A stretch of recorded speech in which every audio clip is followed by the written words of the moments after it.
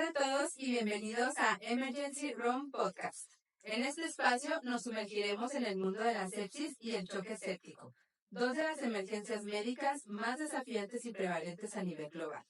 Exploraremos desde las definiciones y criterios diagnósticos como el SOFA y el Quick SOFA hasta las últimas actualizaciones en su tratamiento y manejo, incluyendo el uso de antibióticos y fluidos. Analizaremos la importancia de la detección temprana, la reanimación y el control del foco infeccioso. Prepárense para un viaje informativo y crucial por el abordaje de la sepsis con información extraída de fuentes especializadas y relevantes.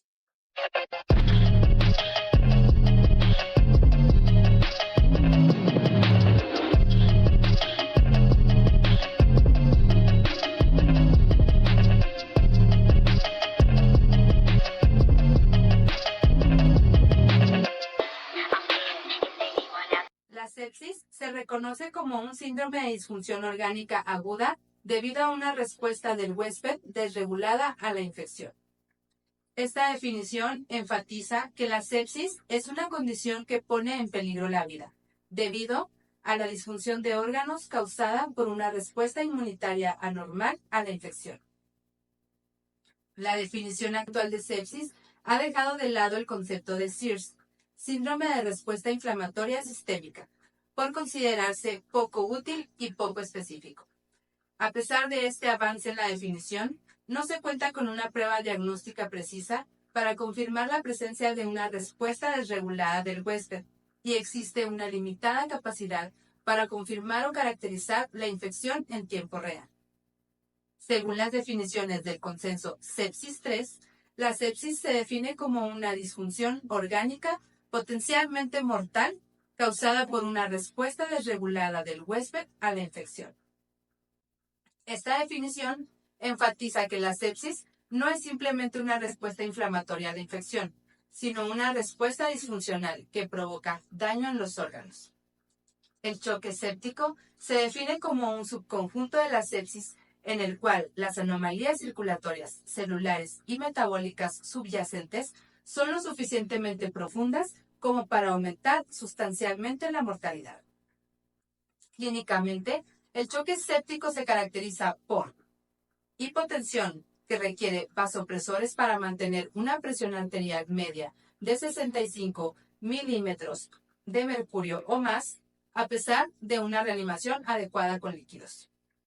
2. Un nivel de lactato sérico mayor a 2 milimoles por litro, también después de una reanimación adecuada con líquidos. Estas definiciones propuestas por la Tercera Conferencia Internacional de Consenso para Sepsis y Choque Séptico, Sepsis 3, marcaron un cambio significativo con respecto a las definiciones anteriores, donde se utilizaba el síndrome de la respuesta inflamatoria sistémica, SIRS, para definir la sepsis. La nueva definición enfatiza la disfunción orgánica y la desregulación de la respuesta inmune como los componentes centrales de la sepsis. En resumen, la sepsis se refiere a la respuesta desregulada del cuerpo a una infección que causa disfunción orgánica, mientras que el choque séptico es una forma grave de sepsis que incluye hipotensión, que requiere vasopresores y niveles elevados de lactato, lo que indica una alta mortalidad. Se estima que anualmente ocurren 48.9 millones de casos de sepsis y 11 millones de muertes relacionadas en todo el mundo. En los Estados Unidos, la sepsis es la causa principal de muerte hospitalaria, representando más de un tercio de las defunciones intrahospitalarias. Además, es la condición más costosa en términos de hospitalización, con gastos que superaron los 38,000 millones en 2017. Pasemos a la incidencia y mortalidad global. La sepsis es una de las principales causas de morbilidad y mortalidad a nivel mundial. En los Estados Unidos, más de un tercio de las muertes hospitalarias se deben a la sepsis. Es la causa más común de muerte en hospitales y la más costosa, con un gasto que superó los 38 millones de dólares en 2017. La sepsis es una de las condiciones más costosas para los sistemas de salud, generando un alto gasto en atención médica. La sepsis materna es una emergencia obstétrica y una de las principales causas de morbilidad y mortalidad materna. La dificultad en el reconocimiento temprano de la sepsis en pacientes embarazadas o en el posparto se debe a que los cambios fisiológicos normales del embarazo pueden enmascarar los signos y síntomas de la sepsis. La causa principal de morbimortalidad materna es la sepsis, una de las principales causas de complicaciones graves y muerte en mujeres embarazadas o en el posparto. Los cambios fisiológicos propios del embarazo pueden hacer que los signos de sepsis sean difíciles de identificar, lo que retrasa el inicio del tratamiento. La identificación temprana y el tratamiento oportuno de la sepsis en pacientes obstétricas son fundamentales para mejorar los resultados. Se debe considerar que la sepsis durante el embarazo requiere tanto investigaciones maternas como la evaluación del bienestar fetal. Las infecciones específicas del embarazo, como la corioamnionitis y la endometritis, pueden progresar rápidamente a sepsis debido a la alta vascularización del lecho placentario y su estrecha relación con la circulación materna. Estas infecciones pueden presentar síntomas sutiles o evidentes y están asociadas con la ruptura de membranas y la dilatación cervical. La fisiopatología de la sepsis es compleja y multifactorial, involucrando una respuesta inmunitaria desregulada a una infección. Inicialmente, el cuerpo intenta combatir la infección a través de una respuesta inflamatoria normal. Sin embargo, en la sepsis, esta respuesta se descontrola, causando daño a los propios tejidos y órganos. La sepsis no es solo una respuesta hiperinflamatoria, sino también un estado de inmunosupresión que puede persistir y contribuir a malos resultados. Este desequilibrio entre la inflamación y la inmunosupresión pueden llevar a disfunción orgánica y eventualmente a la muerte. En la sepsis, la respuesta inflamatoria normal del cuerpo se vuelve excesiva y descontrolada, causando daño a los propios tejidos y órganos. Paralelamente a la inflamación, la sepsis también induce un estado de inmunosupresión que dificulta la eliminación de la infección y predispone a infecciones secundarias. A nivel celular y molecular, la sepsis se caracteriza por alteraciones en diversas vías y sistemas. Estos incluyen, número 1, activación del sistema inmunológico innato.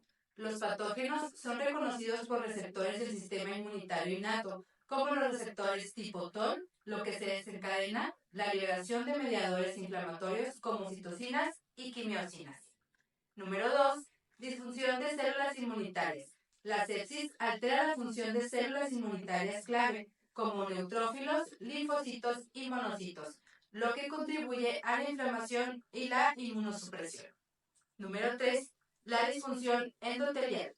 La sepsis provoca daño en el endotelio, la capa de células que recubre los vasos sanguíneos, lo que contribuye a la coagulopatía y a la alteración de la permeabilidad vascular. Número 4, coagulopatía. La sepsis puede causar una coagulopatía con un desequilibrio entre la coagulación y la anticoagulación, lo que lleva a la formación de microtrombos y a la disfunción de los órganos. Número 5. Alteración a la microcirculación. La microcirculación se ve afectada llevando a una inadecuada perfusión de los tejidos y al fallo de los órganos. Número 6. Estrés metabólico. La sepsis impone un gran estrés metabólico al cuerpo, llevando a alteraciones en el metabolismo de carbohidratos, lípidos y proteínas, así como a disfunción mitocondrial. La sepsis puede llevar a una disfunción cardiovascular, incluyendo vasodilatación y vasoplegia. La sepsis induce vasodilatación y vasoplegia, lo que lleva a hipotensión y requiere el uso de vasopresores. La sepsis puede causar disfunción miocárdica, afectando tanto la contracción como la relajación del corazón, lo que puede llevar a una disminución del gasto cardíaco. Choque cardiogénico. En casos severos, la sepsis puede llevar a un choque cardiogénico, caracterizado por bajo gasto cardíaco y presión de llenado ventricular elevada. En la sepsis obstétrica, Los cambios fisiológicos del embarazo pueden enmascarar los signos tempranos de la enfermedad.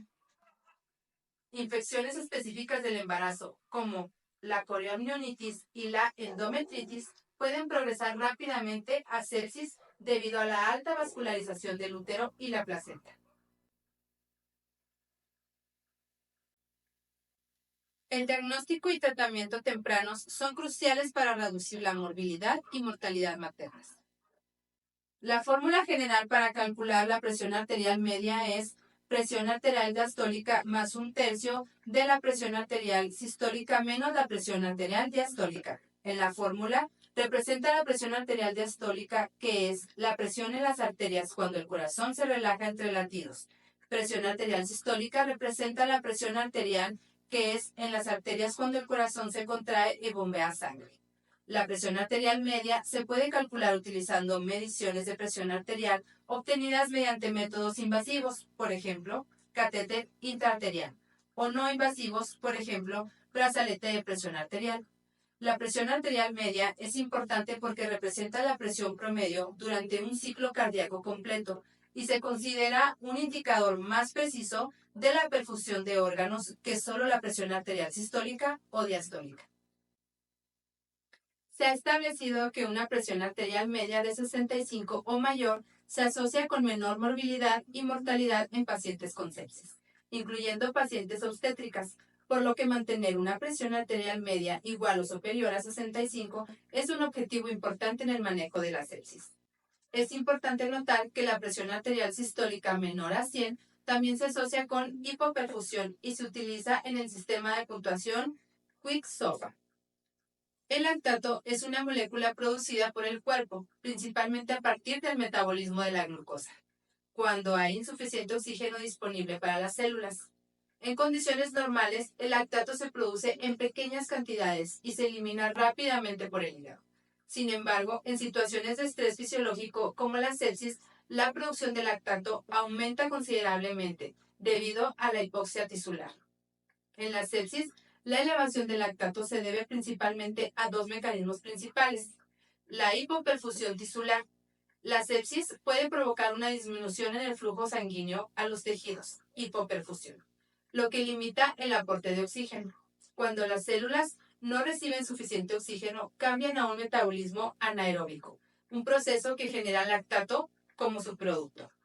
Esta hipoperfusión puede ser causada por la disminución del gasto cardíaco, la vasodilatación y la alteración de la microcirculación. La disfunción mitocondrial.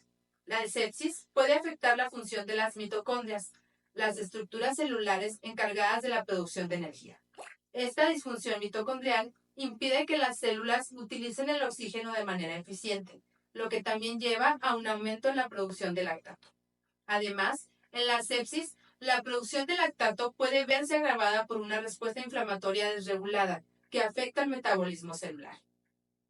Un nivel elevado de lactato, especialmente por encima de 2 milimoles por litro, se considera un indicador de hiperperfusión tisular y se asocia con un mayor riesgo de mortalidad en pacientes sépticos. En el contexto del choque séptico, un nivel de lactato superior a 5 milimoles por litro se considera un criterio para el diagnóstico. Por lo tanto, la medición del lactato sérico es una herramienta fundamental en la evaluación y el manejo de la sepsis.